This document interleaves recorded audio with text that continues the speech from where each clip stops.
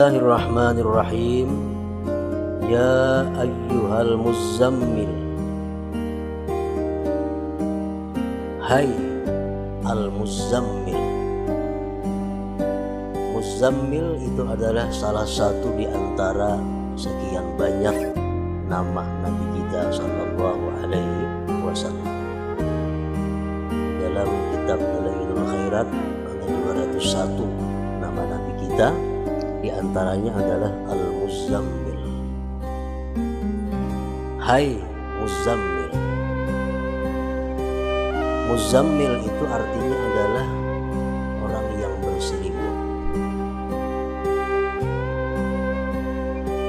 Kenapa Nabi kita dinamakan dengan orang yang berselimut? Ada beberapa alasan. Di antaranya perkataan Ibnu Abbas, awwalu ma ja'ahu Jibril alaihi salam khafahu wa zanna annabi massam minal jin faraja'a minal jabal murta'ida wa qala zammiluni. Wa bainama huwa kadzalik idh ja'a Jibril wa nadahu wa qala ya ayyuhal muzammil. Pada awal pertama Jibril datang kepada Rasulullah sallallahu alaihi wasallam, Rasulullah ada perasaan takut karena baru pertama kali melihat ini orang. Setelah beliau menerima wahyu daripada Jibril, beliau turun dari gunung itu dan masuk ke dalam rumah. Beliau berkata, zammiluni, zammiluni, selimuti aku, selimuti aku. Diselimuti Rasulullah sallallahu alaihi wasallam oleh istri beliau Sayyidatina Khadijah. Tatkala itu Jibril berkata, ya ayyuhal muzammil, hai orang yang berselimut. Maksudnya adalah Nabi kita sallallahu alaihi wasallam. Qumil laila illa qalila nisbahu awinqus minhu qalila aw zid alaihi warattilil qur'ana tartila inna sanulqi alaika qawlan thaqila inna nashi'atal laili hiya ashaddu wat'aw wa aqwamu qila.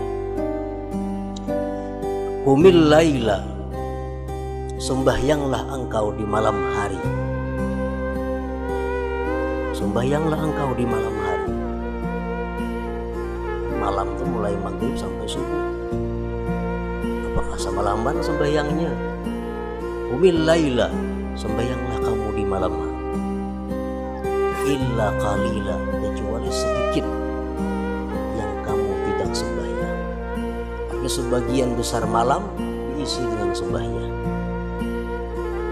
Nisbahu awin kusminhu qalila aw zid alaihi, sembahyanglah kamu separuh malam, atau 2/3 malam, atau 1/3 malam. Digunakan untuk salatul lail, sembahyang malam. Warattilil qur'ana tartila, dan tartilkan Al-Quran secara tartila.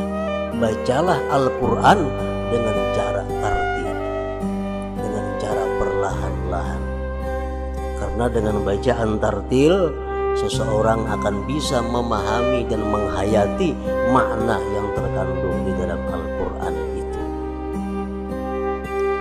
Kenapa Rasulullah sallallahu alaihi wasallam diperintahkan sembahyang di tengah malam dan membaca Al-Quran dengan tartil? Inna sanulqi alaika qawlan thaqila, kami akan menyampaikan kepada engkau perkataan yang berat. Maksudnya kami akan memberikan kepada engkau Al-Quran yang di dalamnya penuh dengan hal-hal yang sangat berat untuk diamalkan. Nah, jadi untuk mempermudah sesuatu yang berat yang akan kita hadapi, itu jalannya antara lain adalah bangun di tengah malam, sembahyang malam. Dengan sembahyang malam, dengan qiyamul lail, sesuatu yang bagaimanapun beratnya akan menjadi mudah. Salah satu daripada manfaat atau faidah daripada orang yang sembahyang di tengah malam. Inna nasyi'atal laili hiya asyaddu wat'aw wa aqwamu qila. Sesungguhnya di saat-saat malam itu lebih bersangatan pengaruhnya dan lebih lurus bacaannya. Kalau siang ada kesibukan, ada bunyi macam-macam, tapi kalau malam lebih lurus dan lebih berpengaruh. Para muhibbin rahimakumullah. Di dalam beberapa ayat tadi di situ disebutkan bahwa salah satu di antara manfaat guna daripada sembahyang tengah malam itu adalah mempermudah menghadapi hal-hal yang berat. Karena perjuangan Nabi kita Shallallahu Alaihi Wasallam ini sejak diturunkan wahyu itu akan semakin berat yang beliau hadapi. Untuk memperinting, mempermudah, salah satu caranya adalah dengan qiyamul lail. Para muhibbin rahimakumullah. Banyak lagi manfaat dan faedah kegunaan qiyamul lail itu. Ini kita rincikan satu persatu dengan harapan orang yang sudah terbiasa dengan qiyamul lail agar lebih mantap lagi qiyamul lailnya, dan yang belangkambingan qiyamul lail supaya jadi istiqamah qiyamul lailnya, dan yang belum qiyamul lail supaya mulai untuk qiyamul lail. Para ulama ada merincikan setidak-tidaknya ada 10 manfaat daripada qiyamul lail. Yang pertama, qurbatun minallah ta'ala, dekat dari Allah. Orang yang sembahyang qiyamul lail, orang yang sembahyang di tengah malam itu dia dekat dengan Allah. Kayak apa nyamannya orang dekat lawan Allah, kita bisa membayangkan. Dekat lawan orang sugih itu nyaman. Dekat dengan orang sugih aja nyaman, apalagi dekat dengan yang maha sugih. Dekat dengan camat saja nyaman, apalagi dekat dengan yang maha kuasa. Dekat dengan orang kuat merasa aman, merasa terlindungi, apalagi dekat dengan yang maha kuat. Nah, di waktu kita qiyamul lail, di waktu kita bangun tengah malam sembahyang, di situ kita dekat dengan Allah Subhanahu wa taala. Rasulullah bersabda, aqrabu ma yakunu rabb minal abdi fi jawfil lail, fa in istata'ta an takuna mimman yadhkurullah fi tilka as-sa'ah faqul, rawahu Tirmidzi. Paling dekat Allah daripada hambanya di tengah malam. Jika engkau mampu bahwa engkau termasuk orang yang berzikir pada tengah malam itu, maka lakukanlah ini.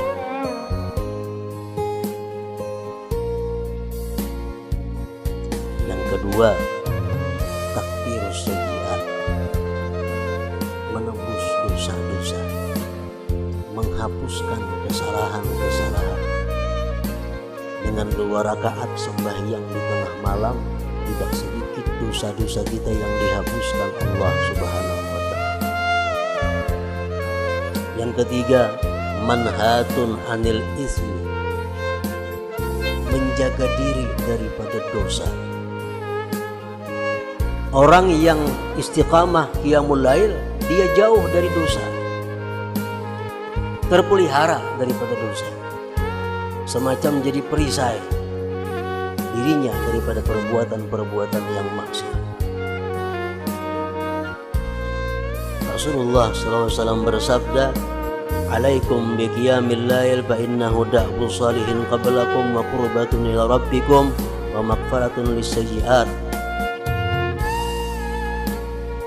wa manhatun 'anil itsmi wa matradatun nidda'i 'anil jasad.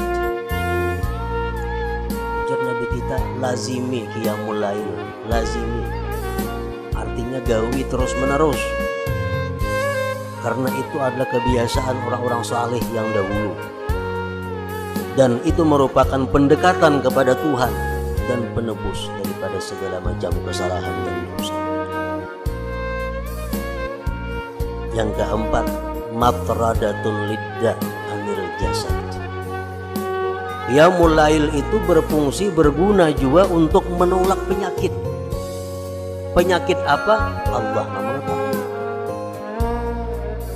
Yang jelas orang yang qiyamul lail itu akan terhindar dari penyakit-penyakit yang mengganggu ibadahnya kepada Allah. Misalnya penyakit lalin. Orang yang qiyamul lail akan terpelihara dari penyakit lalin. Makan ganjang akalkan aja. Makan 3 piring habis, kami dari bepada. Kalau qiyamul lail itu lazim, istiqamah, terhindar dari penyakit. Yang kelima, syaraful mukmin, kemuliaan orang mukmin. Orang mukmin itu punya kemuliaan letaknya di qiyamul lail.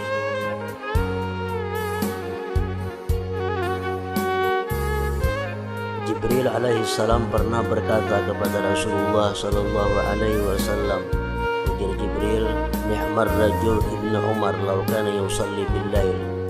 Wahai Muhammad, bahwa paling baik orang itu adalah Ibnu Umar, andai kata dia sembahyang di tengah malam. Nabi kabarkan kepada Ibnu Umar berita Jibril tadi, sejak itu Ibnu Umar tidak pernah lagi meninggalkan qiyamul lail. Syaraful. Yang ketujuh, matradatun lil jin, menolak bagi jin. Ada mau bahantu rumah nang bahantu itu kada qiyamul lail ampunnya. Melandau subuhnya, ya banyak jin di rumah itu. Kalau di rumah itu orangnya lazim bangun tengah malam sembahyang, jin buka. Karena sembahyang tengah malam itu matradatun lil jin, menolak, mengusir bagi jin. Yang ketujuh, alamatu hubbillahi ta'ala lahu, tanda Allah cinta baginya. Alamat orang itu dicintai Allah subhanahu wa ta'ala. Jadi kada akan bisa sembahyang secara rutin tengah malam itu kecuali kekasih Allah.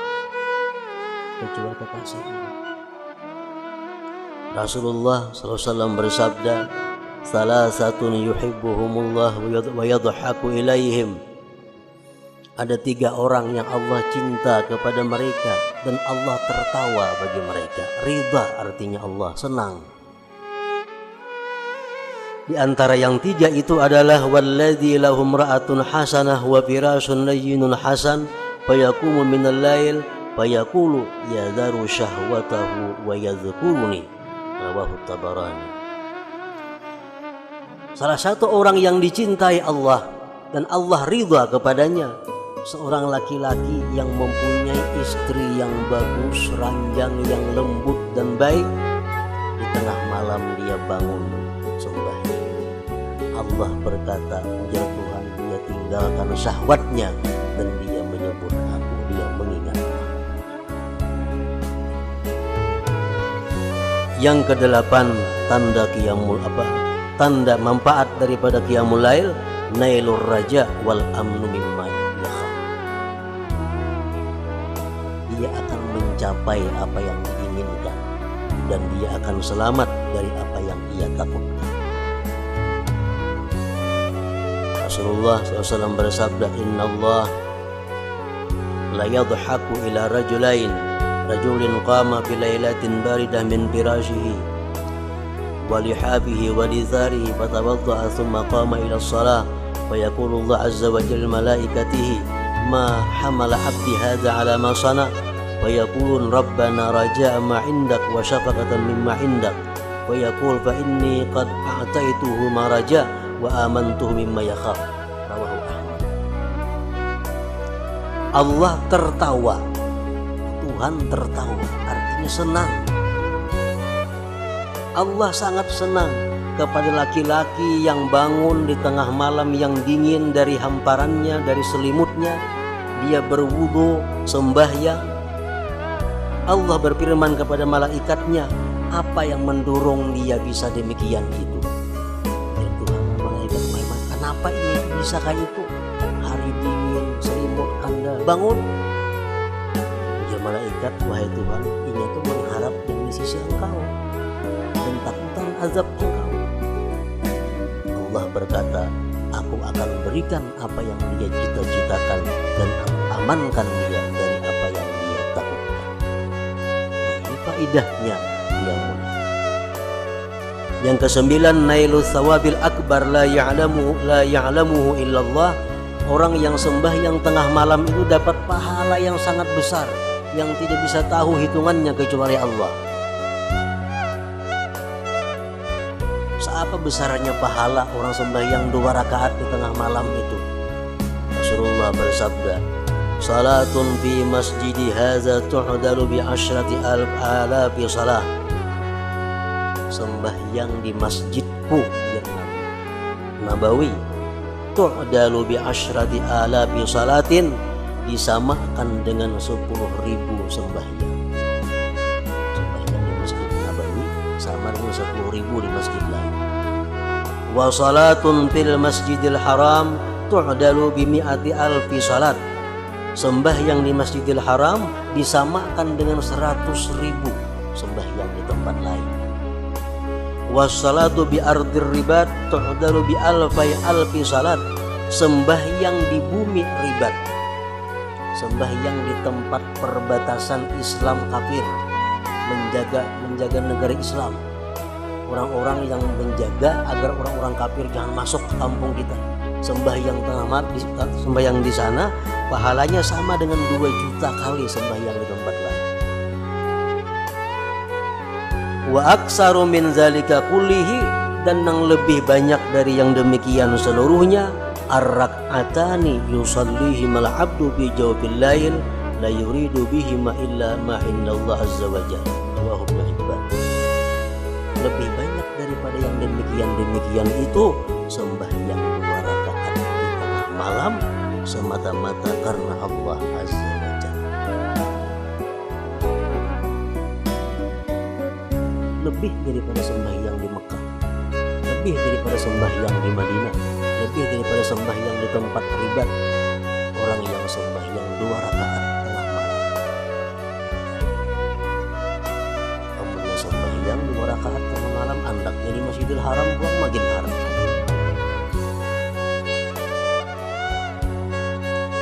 Yang ke-10, dukhulul jannah bighairi hisab, masuk surga tanpa dihisab.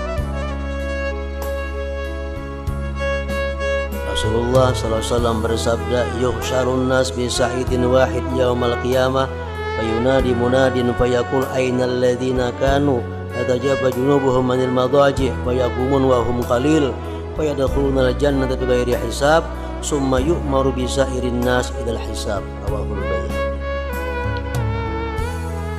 Manusia dihalau di halaman yang satu pada hari kiamat, padang mahsyar. Maka di situ ada berseru orang yang berseru, mana orang yang sembahyang di tengah malam? Bangkitlah. Maka bangkitlah mereka yang bangun di tengah malam. Mereka orangnya sedikit. Maka mereka masuk surga tanpa dihisab. Sudah mereka selesai, kemudian disuruh manusia yang lainnya untuk dihisab Allah Subhanahu wa Ta'ala. Masih banyak lagi faidah manfaat orang yang kawa, yang mampu istiqamah atau muwadzabah qiyamul lail.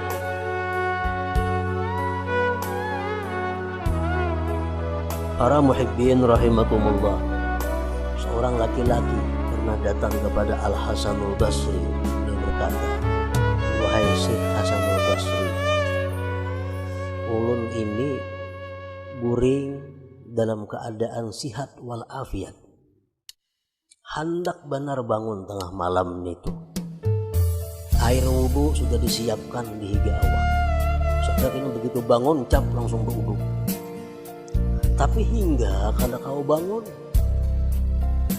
subuh hari, ada awak kada ada sakit, kada ada apa. Hasan Basri menjawab, qayyadatka dzunubuka, hitam dipasung oleh dosa-dosa engkau. Artinya apa? Orang yang banyak dosa kada akan bisa terus menerus qiyamul lail. Nah, ukur hadirin seorang.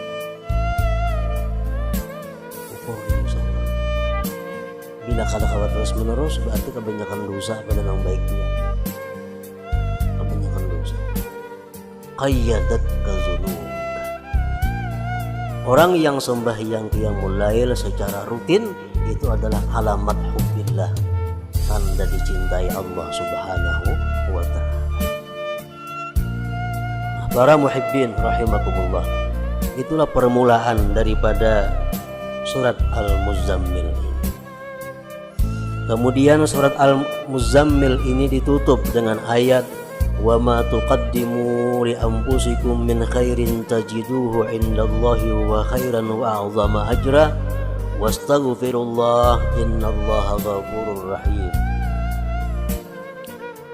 Sesuatu yang kamu dahulukan bagi diri kamu daripada kebaikan, kamu dapati sesuatu itu di sisi Allah kebaikan dan sangat besar pahalanya. Artinya kita nih beluman lagi mati, kita kirim dahulu amal kita ke akhirat. Karena kita mati kita temui amal itu ada di akhirat dan lebih besar pahalanya.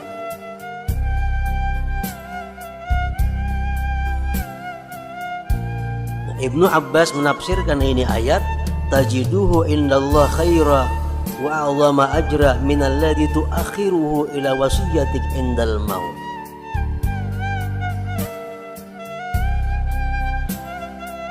Kalau kita bersedekah masih sekarang bersedekah 10.000, itu lebih besar pahalanya di sisi Allah daripada kita bersedekah sesudah mati atau berwasiat. Ibnu Mas'ud mengatakan, dirhamun yumfikuhu ahadukum fi sihhatihi wa suhih afdalu min mi'atin yusi biha indal maut. Satu dirham yang kau sedekahkan pada waktu kamu sihat, pada waktu kamu masih kikir, sedekahkan 1 dirham, lebih afdal pahalanya daripada 100 dirham tapi wasiat. Wani bersedekah imbah mati waninya, belum mati kada wani, kayak kada percaya bahwa sedekah itu digantikan oleh Allah. Hadis Nabi Al-Quran lagi menyatakan bahwa bila bersedekah itu diganti oleh Allah. Kada percaya ini imbah mati aja wani bersedekah. Jadi bila aku mati, pesantren A 10 juta, pesantren B 5 juta, masjid anu sudah mati orangnya, lagi hidup, lagi sihat, lagi masih cinta harta, itu yang sangat besar pahalanya di sisi Allah Subhanahu wa ta'ala. Para muhibbin rahimakumullah, Al-Faqih mengatakan bahwa sedekah itu walaupun sedikit, walaupun kecil, dia akan bermanfaat 10 manfaat. 5 bisa kita nikmati dalam dunia, 5 di akhirat lain. Yang pertama dalam dunia, manfaatnya sedekah tathhirul mal, membersihkan harta. Kadang-kadang kita jual beli ada dusta, jual beli kadang-kadang memuji barang, jual beli kadang-kadang ada tepakan sumpah, macam-macam. Untuk bersih harta itu sedekahkan sebagian. Yang kedua, tathhirul badan minaz dzunub, membersihkan badan dari dosa. Sedekah menghapus dosa. Yang ketiga, daf'ul bala wal amrad, menolak penyakit dan bala bencana. Yang keempat, idkhalus surur alal muslimin, menggembirakan orang muslim. Yang kelima, barakatun fil mal wa sa'atun fir rizq, berkah hartanya dan luas rezekinya. itu dalam dunia dirasakan. Wa amma fil akhirah, adapun di akhirat sedekah itu pertama zillun min syiddatil har, naungan daripada persangatan panas di padang mahsyar, pendinding daripada api neraka. Yang kedua khiffatul hisab, orang yang banyak bersedekah inting hisabnya di sisi Allah. Yang ketiga thiqalul mizan, timbangan amal kebajikannya berat. Yang keempat jawazun ala sirat, dia lurus di tiang siratal mustaqim. Yang kelima ziyadatul derajat fil jannah, menambah derajatnya di dalam surga. Walaupun sedikit sedekah, dia akan bermanfaat 10 manfaat. Para muhibbin rahimakumullah, setelah surat Al-Muzammil ini kemudian disambung